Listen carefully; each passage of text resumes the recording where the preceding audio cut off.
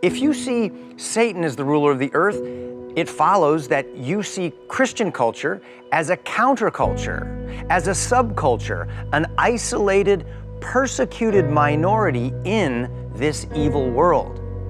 But if you see God as the ruler of the earth, then you view Christian culture as working its way through all areas of life, replenishing and nourishing the earth and blessing all mankind.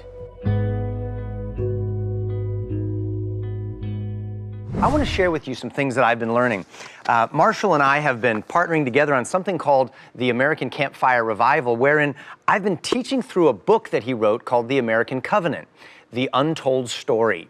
And it's all about our founding fathers and mothers and the covenant relationship that they said was absolutely essential for the success of this American experiment. And it was that sacred promised relationship with God and the promised relationship that we have with one another.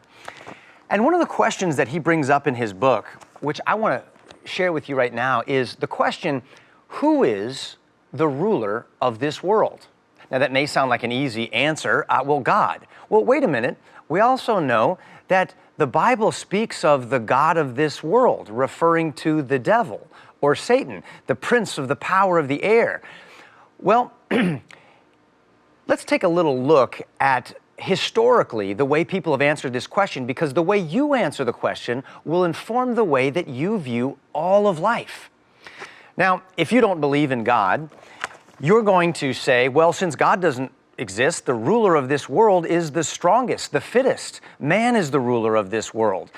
And more specifically, government, corporate man rules the world. That's where you have governments of nations, or the people who rule the United Nations and the entire world. This is the view that dominates our schools, our universities, politics, and science, where man is God.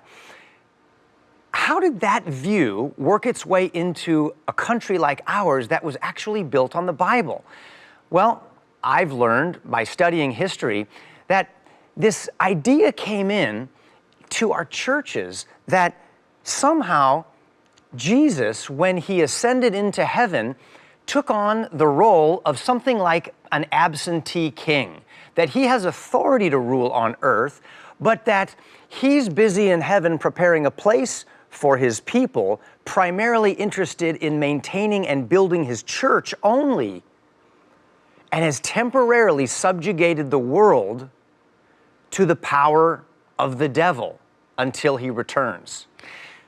So, who do you see as the ruler of this world? Who is the God of this world? Well, I want to help you think through and see the fallout of your worldview by referring to something right here in Dr. Marshall Foster's book. If you see Satan ruling the earth, it follows then that your commission, your job, your mission on earth is just to concentrate on saving souls from this evil world before it gets worse and we can exit this world. However, if you see God ruling the earth, then your commission is to subdue the earth and build godly nations through evangelizing and discipleship.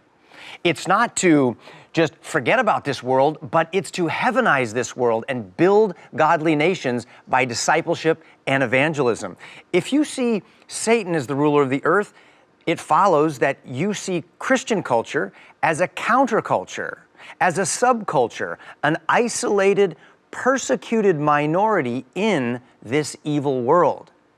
But if you see God as the ruler of the earth, then you view Christian culture as working its way through all areas of life, replenishing and nourishing the earth and blessing all mankind.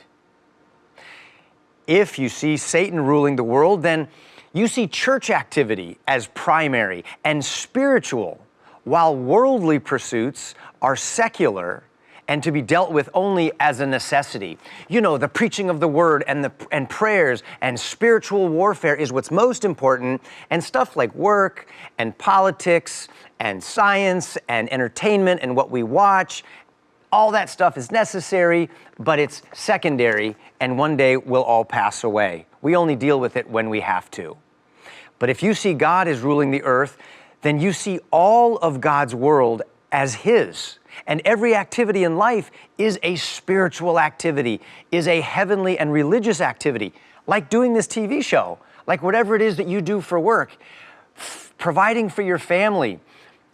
Every single thing has a purpose in God's plan and is to be seen as a spiritual work of God, no matter how everyday and mundane it may seem. And then finally, if you hold the view that Satan rules the earth, then it follows that reformation is impossible, since things must get worse because Satan is ultimately in control.